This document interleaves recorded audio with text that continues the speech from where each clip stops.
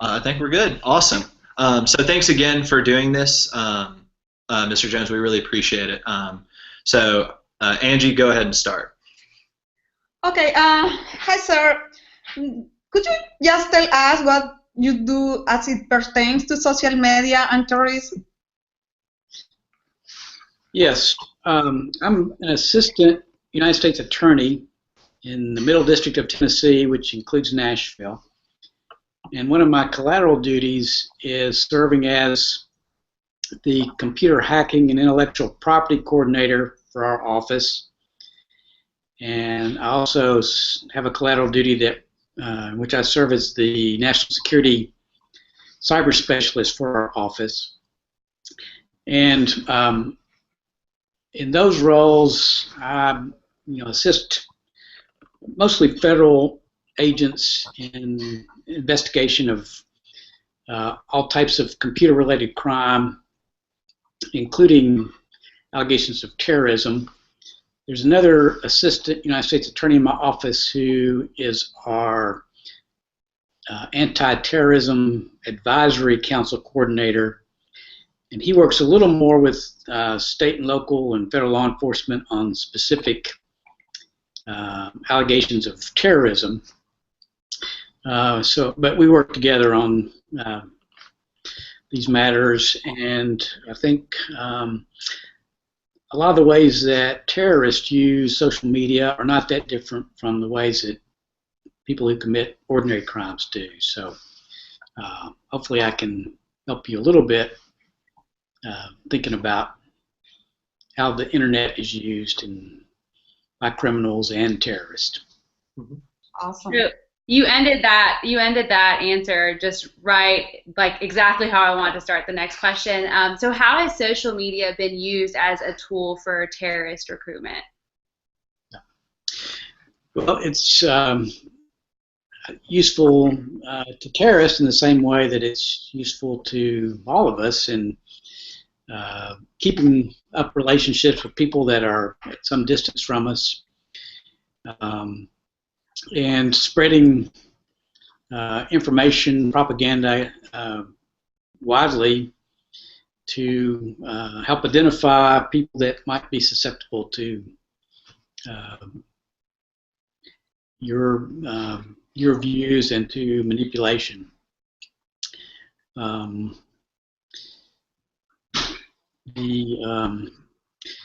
of the values of the internet to people engaged in criminal conduct, including terrorism, is that you can help preserve your anonymity while finding people of like mind, and you can through the internet plan acts of terrorism and transfer resources and plan. So it's a very useful tool to terrorists, just as it is for any of us. Mm-hmm. Awesome, thank you. All right. Hey, Byron, here's a question, just a follow-up. Earlier you mentioned, or in the email that you sent, you mentioned something about an onion router. Yes. Can you elaborate on that a little bit? Right. Tor is sometimes called, it's an acronym for the onion router, and it's a network of volunteer computers that assist in assuring the anonymity of internet communications. Ordinarily, when you send emails from your personal computer or visit a web page from your personal computer, along with that email or that request for information from a website travels your internet protocol address. And maybe you all know this, but every computer connected to the internet has a address associated with it. It's 4 sets of numbers that uniquely identifies your computer. And that way, when you send an email and someone responds, because of that internet protocol address, the other computer knows how to get that message back to you, or the internet knows how to get that message back to you. Same for requesting information from a website. Traditionally, that internet protocol address has been useful to law enforcement in tracing communications back to someone who's committed a crime or is engaged in terrorism. We are able to, intercept communications and identify that IP address. Typically, we can look up through public sources the internet service provider to whom that IP address is assigned, and then we go to that internet service provider with a subpoena or a court order and say, okay, who's using this IP address? And in that way, can trace communications and identify the physical location of somebody that's been engaged in criminal conduct or terrorism. With Tor, your communications, you download a special browser that facilitates your use of Tor, and that enables you to route your internet communications through a series of anonymous computers, so that when your communication reaches the destination, the IP address associated with that communication is not yours any longer. It's a Tor exit node. And typically those Tor exit nodes are computers that are operated by different groups, often privacy-related groups. And when we capture that IP address, we get back to that Tor exit node, but we don't know then how to trace it any further, typically. Tor was actually developed by the federal government, our government, and it has legitimate uses. For example, it's often used by political dissidents in other countries to protect them from their own governments from identifying them if the government's hostile to their political views. But Tor also is very readily used by people engaged in all kinds of criminal activity to protect anonymity. And Tor is the means by which what's called the dark web operates. And they're dark websites. They're called things like the Silk Road that was taken down a couple of years ago. Websites that are engaged in all kinds of nefarious activity, from the sale of illegal drugs to the sale of weapons to people to the exchange of child pornography. Because your IP address is protected from discovery, it makes it much safer to engage in those kinds of activities using Tor. Gotcha. Okay. So how quickly can something really spread on social media? It's instantaneous for terrorists and criminals, just as it is for us. And so it's very easy to get your information out, or to claim responsibility for a terrorist act, or to communicate digital information about to aid your planning, just as it is for any of us who use the internet for communications. Awesome. Thank you. All right. My next question will be, what role do you see social media playing in the response to terrorist attacks? It, of course, is a good way for people to communicate after a terrorist attack, to let their families and loved ones know that they're safe or that they're in need of assistance. That one of the values of the internet is its resilience, because there are many different routes through which information can be transferred over the internet, and if some part of the internet's disrupted, communications can be routed through other servers, and so it's useful to those of us who are trying to communicate after a terrorist event, but it's also a way for terrorists to communicate in the same way and to attempt to disrupt legitimate communications through distributed denial of service attacks upon government websites or business websites, or other types of malicious activity. Here's another question, Byron. Also, say there's a recent terrorist attack, I believe, last week. Does the government, or do you know this or not, does the government use social media?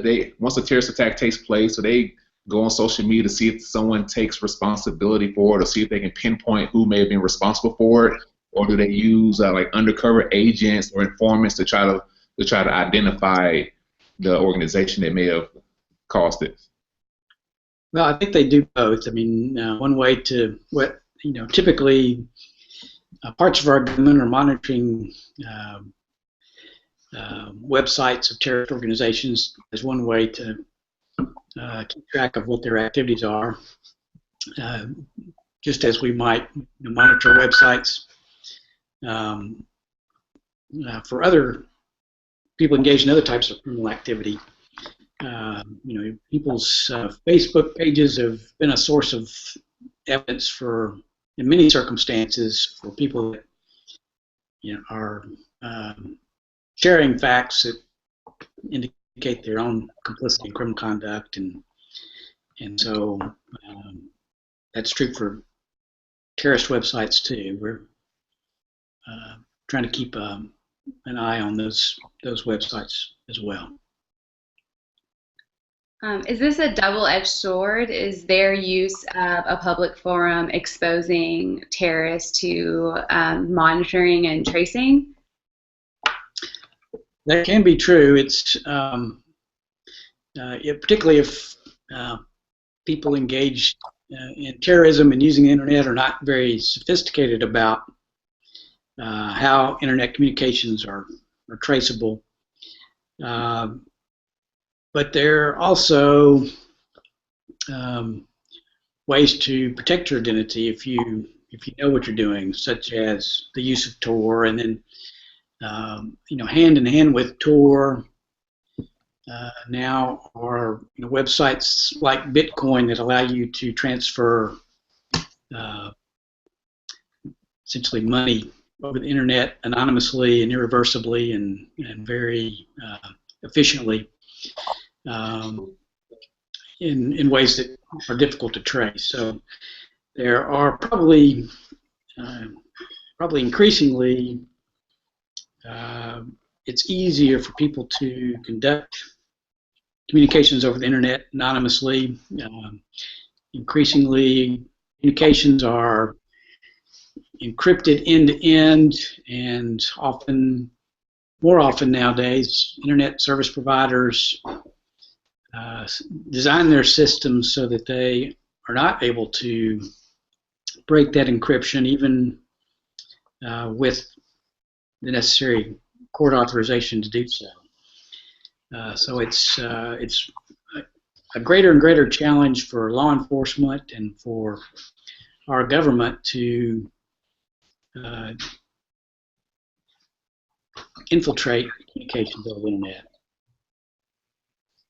James Comey, who's the director of the Federal Bureau of Investigation, has talked a lot in recent months about the problem of going dark, as he calls it, and the threat that encryption poses to the monitoring of legal communications. It used to be you got a court order and you could tap someone's phone and record their conversations, and now even with a court order, internet communications may be encrypted so that the government can't make sense of their communication. So it's a, it is a two-edged sword.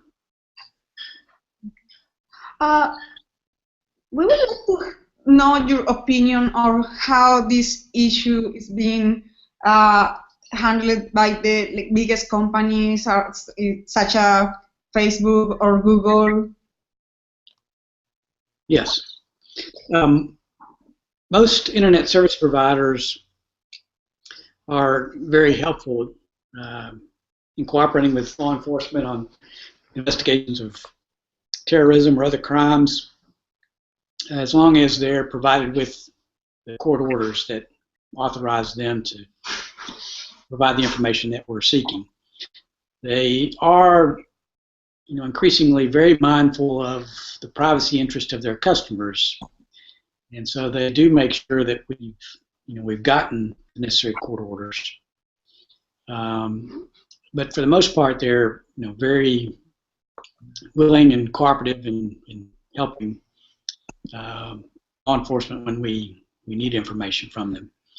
There are areas where that relationship is a little more strained these days, and not without good reason. A couple of months ago, there's a lot of news about the efforts by the FBI to compel Apple to assist in the decryption of information on one of the iPhones that was obtained in the investigation of the San Bernardino terrorist attacks. And Apple, who ordinarily is very cooperative with law enforcement, was resisting those court orders because they were a little bit different in the sense that the court orders were asking Apple to take some steps to assist the United States government in decrypting information, essentially asking Apple to create tools that they were capable of creating but that they didn't already have to help us do that. And you may remember from the news reports, the FBI found a way to do it without compelling Apple's cooperation in the end.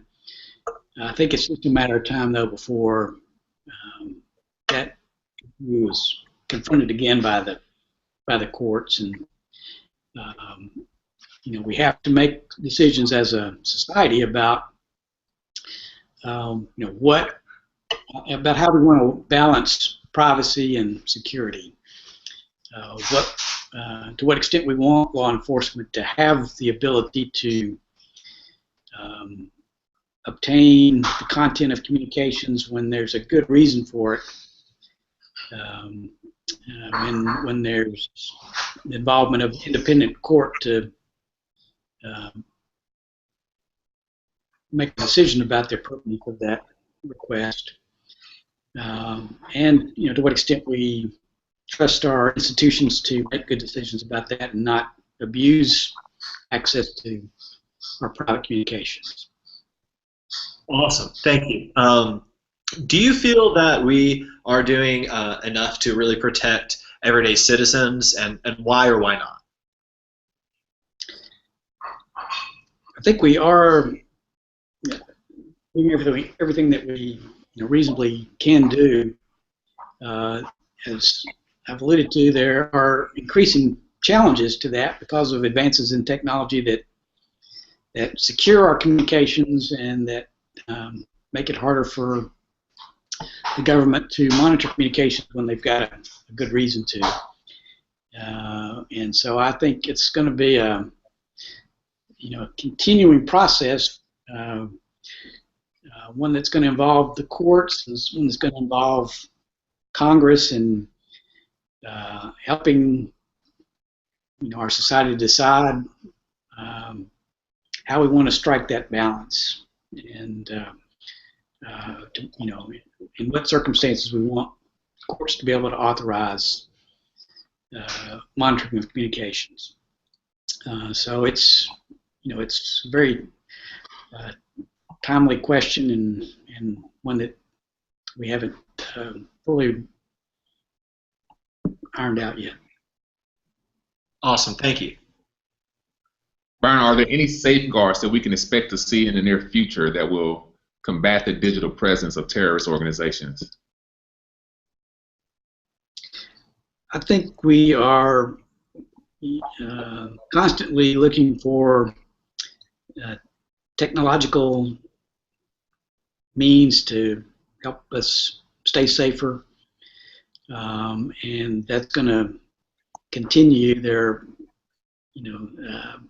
recent examples of ways that we've adapted technology to help us do that, from facial recognition software that enables the FBI to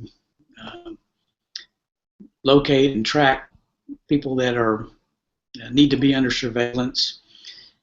During the Boston Marathon bombing,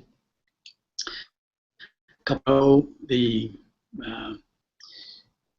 people responsible for that attack were identified from surveillance video from various locations in and around Boston.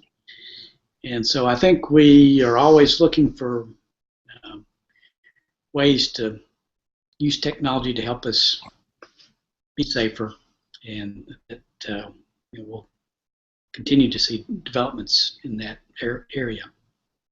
Awesome. Well, thank you so much, Mr. Jones. We really appreciate it. That was really all the questions that we could come up with for this. This is just such a very overwhelming topic, and it's so pertinent to everything today. So just really thank you again. We really appreciate you taking the time to sit down with us this evening and answer some questions for us. Very happy to, and very good questions. No, thank you. Great answers also. Thank you so much. Hey, thanks, Byron. Thank you. See you. Bye-bye. Bye. Thank you again.